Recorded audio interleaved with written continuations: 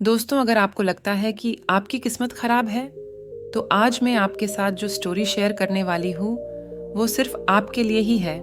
इसे अंत तक ध्यान से ज़रूर देखिए। तो बिना समय गवाए चलिए कहानी को शुरू करते हैं। एक जंगल में एक महात्मा रहते थे। उन महात्मा की खासियत यह थी कि वे किसी का भी भविष्य बता सकते थे। बड़े बड़े राजा उन्हें मानते थे और उनके बताए हुए मार्ग पर चलते थे। उस जंगल के बीचों बीच से एक नदी गुजरती थी और उन महात्मा की कुटियां उस नदी के किनारे पर थीं। नदी के दोनों तरफ दो अलग अलग शक्तिशाली राजाओं के साम्राज्य थे। वे दोनों ही राजा उस महात्मा को बहुत मानते थे। वे दोनों जब भी कोई बड़ा कार्य करते थे तो उन महात्मा से सलाह लेने के लिए अवश्य आते थे। एक दिन इन दोनों राजाओं में किसी बात पर कहसुनी हो गई। बात इतनी बढ़ गई कि नौबत युद्ध पर आ गई। युद्ध की तारीख और समय ये दोनों तय कर दिया गया। पर जैसा कि दोनों राजाओं का नियम था कि जब भी कोई बड़ा कार्य करते तो वे दोनों उस महात्मा की सलाह जरूर लेते थे।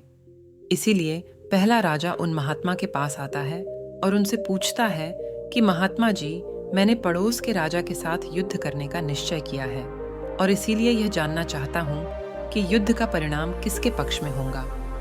वे महात्मा कहते हैं कि यदि तुमने युद्ध किया तो तुम्हारी हार निश्चित है। फिर वो राजा महात्मा जी से पूछता है कि क्या जीतने का कोई भी उपाय नहीं है।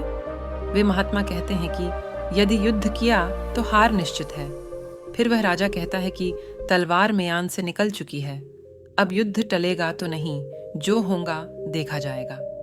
फिर वो राजा उसी समय वहां से चला जाता है और अपने सेना से जी तोड़ मेहनत करने के लिए कहता है। सभी सैनिक राजा की आज्ञा मानकर जी तोड़ मेहनत करने के लिए लग जाते हैं।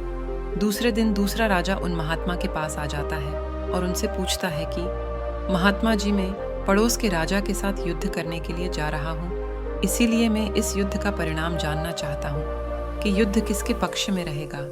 वे महात्मा कहते हैं कि निसंदेह जीत तुम्हारी है और उस राजा के पास तुम्हें हराने का कोई उपाय नहीं।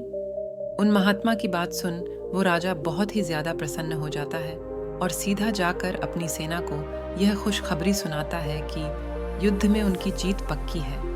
ये बात सुनकर उस राजा के सैनिक भी बहुत खुश हो जाते हैं और युद्ध की तैयारियों में लग जाते हैं। समय बीतता है और युद्ध का दिन आ जाता है। रणभेरियां बजाई जाती है और युद्ध शुरू हो जाता है। दोनों सेनाएं एक दूसरे के साथ भिड़ जाती है और मार काट मच जाती है।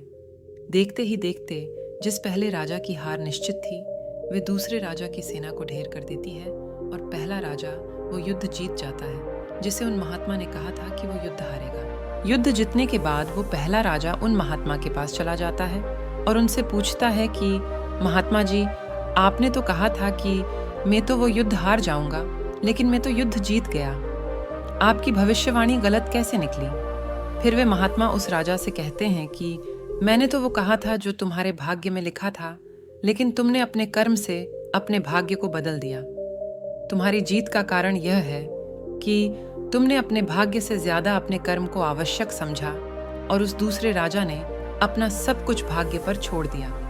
उसने अपने कर्म से ज्यादा अपने भाग्य को आवश्यक समझा और पूरे समय निश्चितता से भरा रहा, जिसके कारण आज तुम विजयी हो और वो तुम्हारा बंधक है। दोस्तों, यह बात सच है कि सब कुछ हमारे हाथ में नहीं होता है, लेकिन यह भी सच है कि बहुत कुछ हमारे हाथ में होता है, लेकिन हम उसे भी भाग्य के भरोसे छोड़कर जीवन भर रोना चुनते हैं।